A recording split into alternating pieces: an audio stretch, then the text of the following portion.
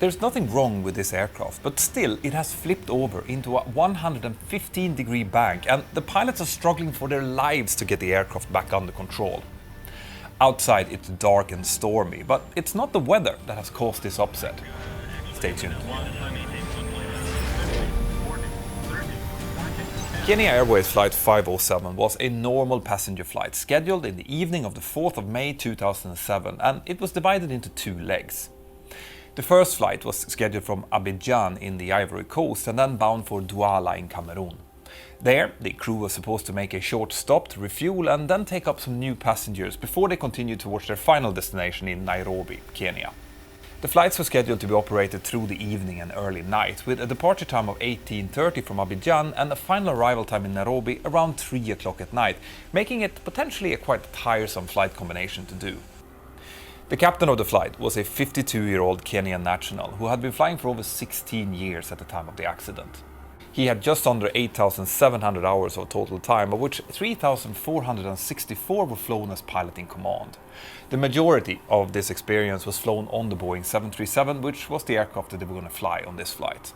The first officer was a 23-year-old Kenyan citizen with considerably less experience. He had accumulated just about 800 hours of total time, of which around 200 was flown on the 737, making him a very new commercial pilot. Now, the personalities of these two pilots will play a very important role in this story, so it's worth explaining a little bit more about them before we move on.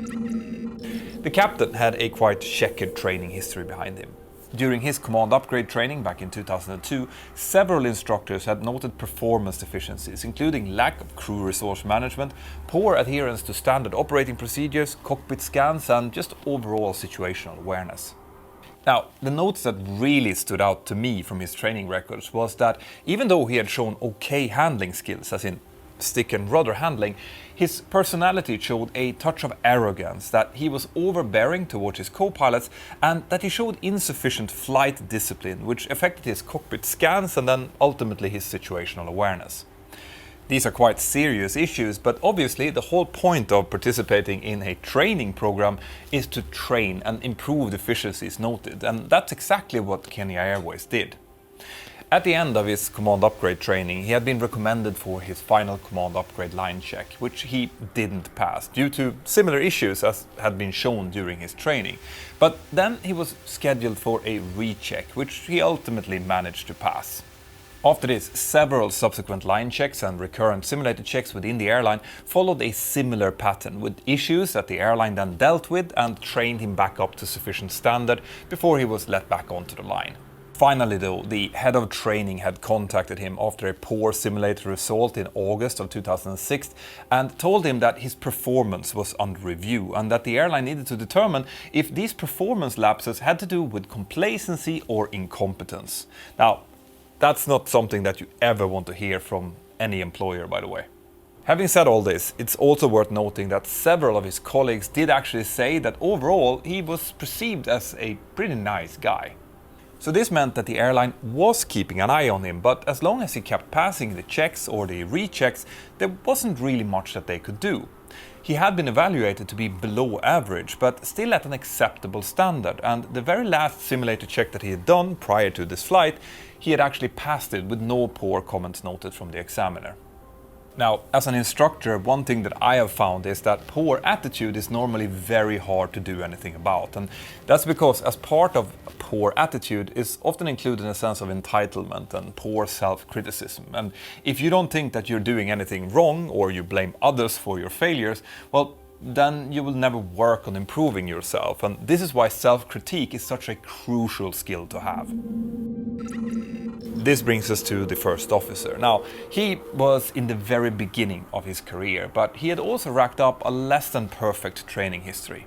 He had failed his initial radio telephony test as well as his IFR skill test during his initial training, and during the last simulator proficiency check, which he had done back in the early 2007, his instructor had noted that although the overall standard was satisfactory, he needed to monitor errors made by the pilot flying more carefully and call them out, as well as monitor the performance of the autopilot. Here it's important to point out that especially feedback about calling out deviations is really common feedback to new first officers. It can be sometimes intimidating to call out deviations, especially in a Czech environment, to a much more senior captain, but assertiveness is absolutely crucial in this occupation.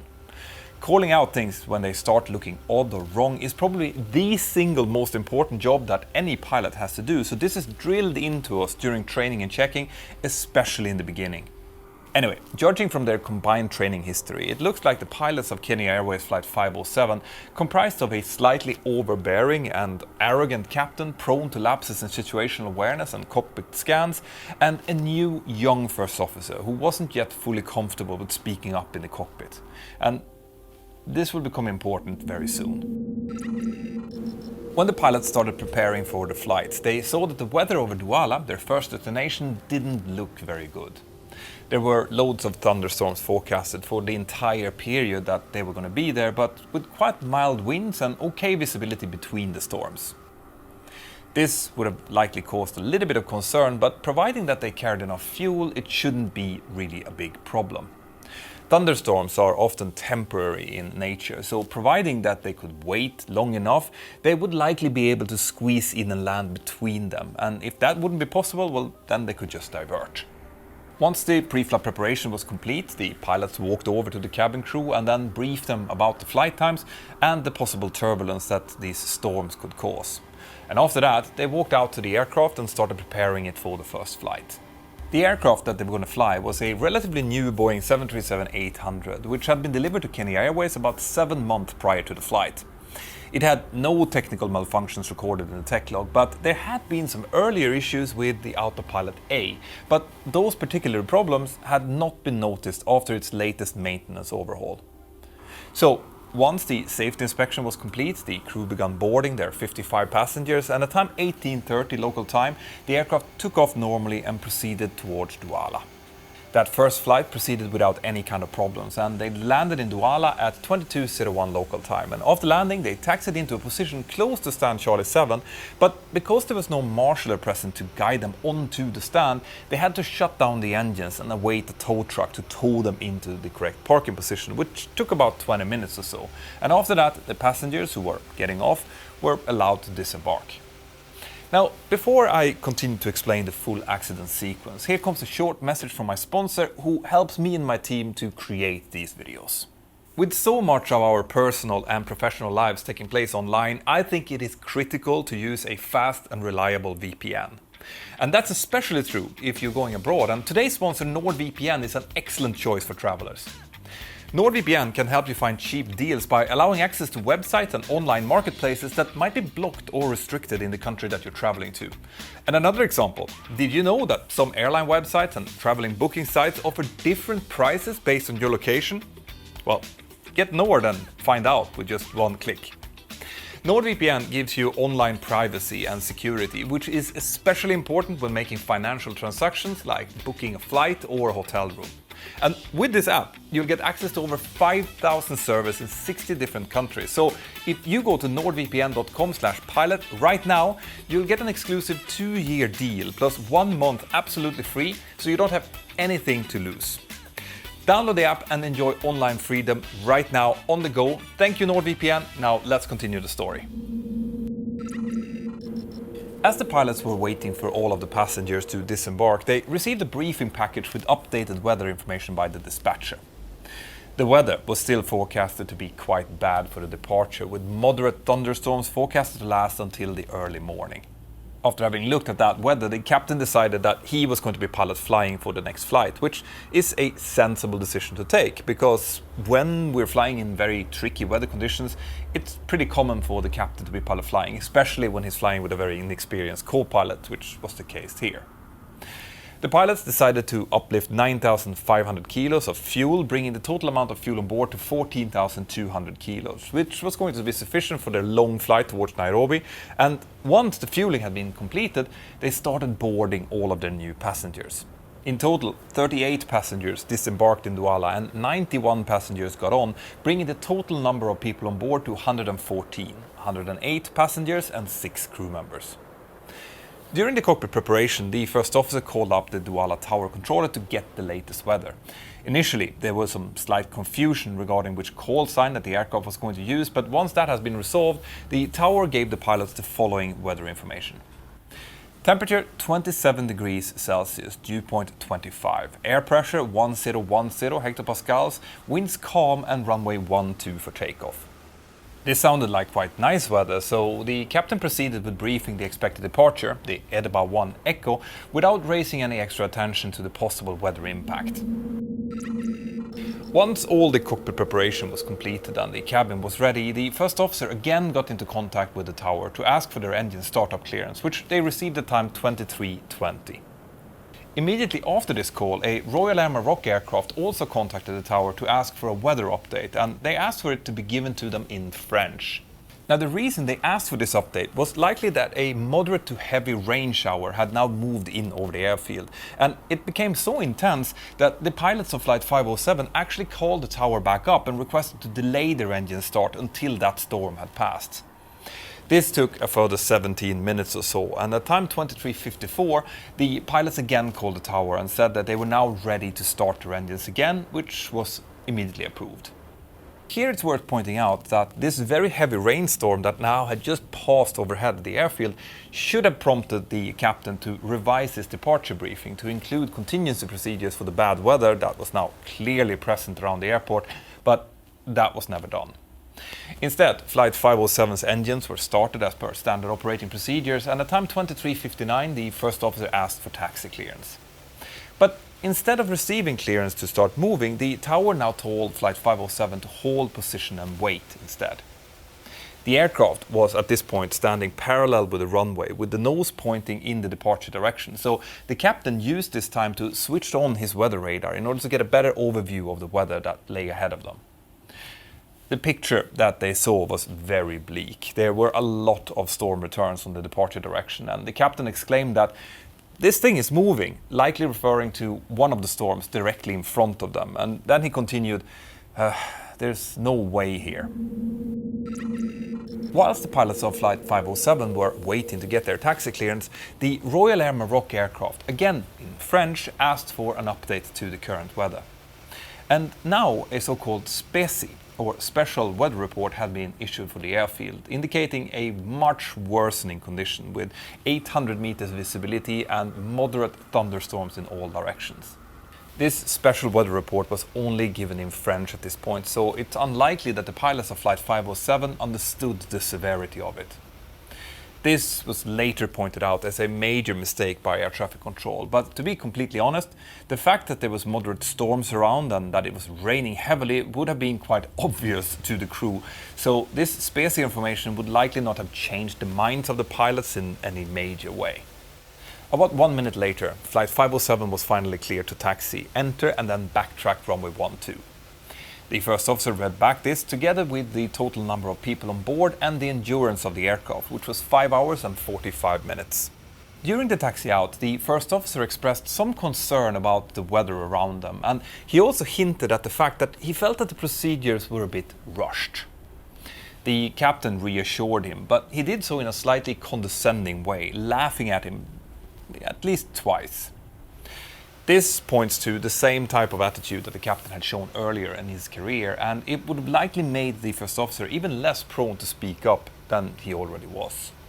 As the aircraft was now backtracking the runway, the tower controller called them to give them their departure clearance, and he also told them to call him back when they were ready for departure. The first officer read back the clearance and confirmed that they would call him when they were ready. Now the cabin crew called the cockpit and told them that they were ready for departure, prompting the first officer to give a quick PA to the passengers, emphasizing the need for them to check that they had their seat belts fastened, and he also seated the cabin crew for departure. Both the captain and the first officer now had weather radar selected on the navigation displays, and as the aircraft turned around on the runway, the captain started to study the picture he saw to try to find if there's a way that they could depart safely. Up until this point, most of the cockpit work had been done by the first officer, including initiating the before takeoff checklist, which would normally be the captain's job to do. This could possibly be because the captain was focused on the weather situation they were in, or it could be a further indication of the captain's lack of overall cockpit discipline. In any case, the captain now suddenly took over the radios from the first officer and asked the tower controller if they could get a modification of their departure clearance to maintain a heading slightly left of the runway heading after departure to avoid some weather. The first officer corrected him by saying, "No, right," and the captain continued, oh sorry, slightly right, which the tower then approved. After this, the captain immediately started advancing the thrust levels to 40% N1, he called stable N1, toga, pushed the toga buttons and then started the takeoff roll. Has any one of you noticed what's missing at this point? Yeah. Remember how the controller told them to call him back when they were ready for departure? Well, that was never done, possibly because the captain had taken over the radios from the first officer, disrupting the normal communication flow, and this meant that the aircraft was now taking off without takeoff clearance, which is a major procedural breach. In any case, the takeoff roll proceeded normally, and at 6 minutes past midnight, the aircraft took off and started climbing into the stormy night. After takeoff, the gear was selected up, and almost immediately, the aircraft started a slight bank towards the right. Now, this was easily counteracted by the captain, who just inputted a little bit of left aileron to keep the aircraft climbing straight ahead, and the reason for this tiny roll tendency was likely that there was a little bit of right rudder trim still selected from the previous flight. Also, aircraft are not 100% perfectly symmetrical, so very minor roll tendencies do exist on almost all aircraft, and this wouldn't have been of any significance at all if it wasn't for what's about to happen next. Because as the aircraft passed about 1,000 feet climbing, all recorded pilot inputs on the captain's control wheel suddenly stopped. This coincided with the captain calling heading select and the first officer confirming that the lateral navigation mode heading cell was actually active. This meant that the captain had completely released his controls here, but why did he do that? Well, we can't know this for sure, but he was likely concentrated at this point on planning the path that the aircraft needed to follow in order to navigate between the storm clouds. 1,000 feet is normally where we engage the autopilot, and there is a possibility that he tried to push the autopilot button, but that he did so whilst he was still inputting a little bit of force on the yoke, and if you do that, the autopilot will not engage. I have actually seen this happen in real life, and it's one of the many reasons it is so important to always follow the procedure of select, verify and call whenever any type of selection is made. What this basically means is that we first select the mode or action that we want, then we must visually verify on the flight mode annunciator that the mode has actually engaged, and only after that can we call it out. But is there no warning telling the pilots that the autopilot is not engaged? Yes, there is, but that warning only activates if the autopilot is disconnected, and in this case, it was never connected in the first place. In any case, after this, there was no one controlling the aircraft, not the pilots and not the autopilot. It was literally just flying by itself. The captain was most likely looking outside and on the weather radar, and he now started turning the heading bug on the mode control panel away from the runway heading towards the right, just like they had planned to do. He selected 132 degrees, and as he was doing that, remember that tiny right roll tendency that we talked about earlier? Well, now, as there was no one holding on to the controls to counteract it, the aircraft started rolling slowly over to the right, and that was likely misunderstood by the captain as the autopilot doing its job, turning towards the heading that he had selected. It is likely that none of the pilots were closely monitoring their instruments at this point, because if any of them would have looked down onto their flight mode annunciator and below, they would have seen that the aircraft was still flying on FD or flight director mode and not in CMD or command, as it should have said if the autopilot was engaged. The captain now said, "I'll keep it somewhere there," likely pointing out the track that he intended to follow between the storm clouds. He then moved the heading bug further to the right onto a heading of 139 degrees, causing the magenta flight director command bars on his primary flight display to turn further towards the right, showing him how to turn. And even that should have been a clue to him that something wasn't right here, because when the autopilot is engaged, it always follows the flight directors exactly. It never leaves the middle of the command bars. But in this case, since the aircraft was just slowly increasing its bank towards the right, the command bars would have indicated a further right turn needed, as the aircraft was only banking with around 6 degrees and not the 25 to 30 degrees that it would normally do. As the aircraft passed 1500 feet climbing, the auto throttle reduced the thrust from takeoff thrust back to climb thrust, and the first officer called this out. The aircraft was now banking about 11 degrees to the right, and the speed had started to increase as the nose was slowly dropping. This speed increase would have caused the aircraft's speed trim system to start moving the trim wheels, which it's designed to do in case the pilots aren't trimming within certain speed and time parameters. And the fact that the automatic trimming was now happening might have further confirmed the captain's belief that the autopilot was indeed engaged, but that was not the case. Since they were now about to turn past the selected 139 degrees, the flight director command bars started indicating a left roll needed to keep that heading, but this change in indication was not noticed by any of the pilots. Instead, the captain called out, "Okay, command," indicating that he now had selected the autopilot on.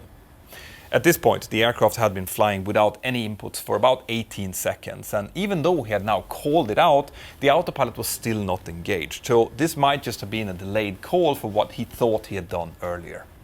Like I said before, the select, verify and call procedure is critical, and it's equally important that the pilot monitoring also verifies the selection after the pilot flying has called it, and this is an excellent example of that.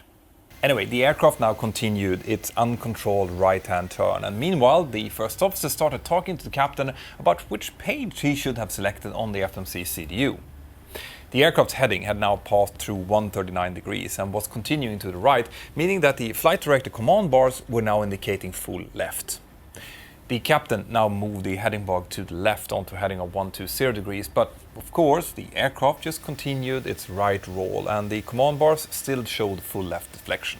The fact that he didn't notice that the aircraft wasn't following his change in heading command suggests that he wasn't monitoring his primary instruments at all at this point, and neither was the first officer, or at least he wasn't saying anything. Instead, when the aircraft climbed through 2,400 feet, the first officer suggested that they should set standard on their altimeters. They were cleared to climb to their cruise altitude of flight level 370, so this wasn't wrong to suggest, but again, this pressure setting change should have been led by the pilot flying, and there was no hurry to do this. The flaps were still extended and they still had a lot of work to do before the after takeoff checklist was supposed to be completed, so at this point it would have been way more important for the first officer to monitor what the aircraft was actually doing. The next thing that happened was that the captain called, "Now we're getting into it," probably referring to the storms outside and likely an increase in the amount of turbulence and precipitation. The first officer responded, "Okay," and then he said, "I continue with heading," followed by the heading bug being moved from 120 degrees to 165 degrees. This was possibly done by the first officer to match the heading and therefore also the flight directors with what the aircraft was actually doing, but of course we can't be sure of that.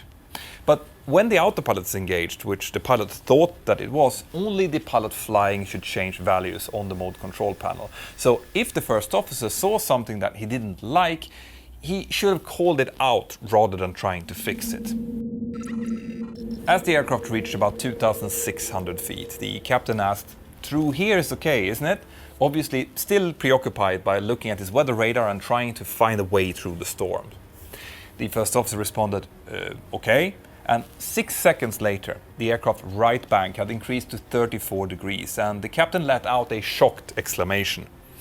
This was then immediately followed by a bank angle warning, and now the captain finally put his hands back on the controls and started trying to correct the aircraft attitude. The problem was that this sudden realization of the high bank angle must have given him an instant startle, because what he now did was that he abruptly turned the yoke almost fully to the right.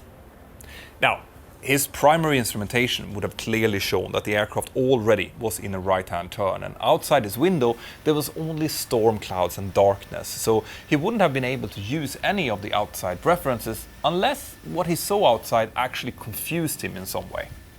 Sometimes when we're flying in clouds, a slanting cloud mass can give the illusion of a horizon, and that's one reason why it is so important to concentrate on the aircraft instrument.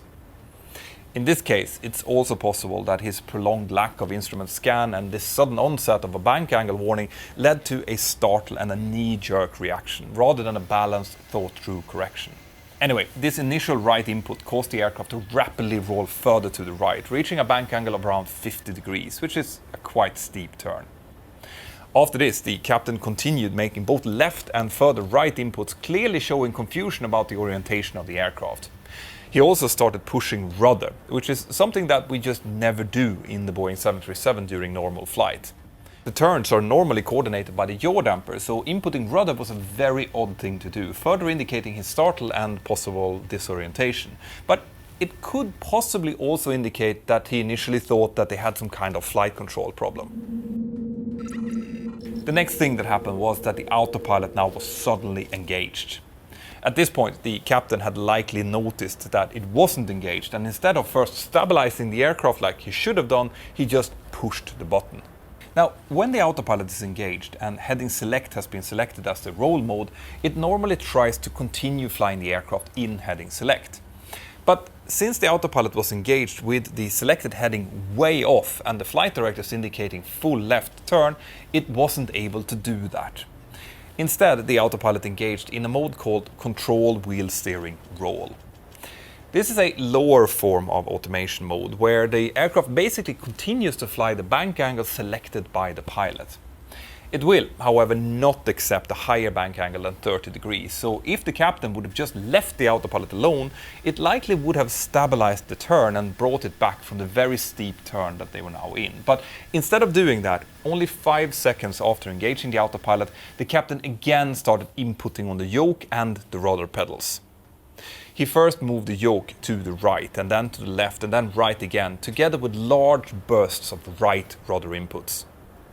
Now, if an aircraft is in a steep right turn and you push the rudder to the right, this will yaw the aircraft to the right. But since it's banking, when the yaw happens, that yaw will start pointing the aircraft nose down towards the ground, which is exactly what happened here. The captain called out, "We're crashing," while still moving the controls in full panic. The first officer responded, "Right, yeah, we're crashing right," as the bank now reached 70 degrees and the aircraft started diving down towards the ground.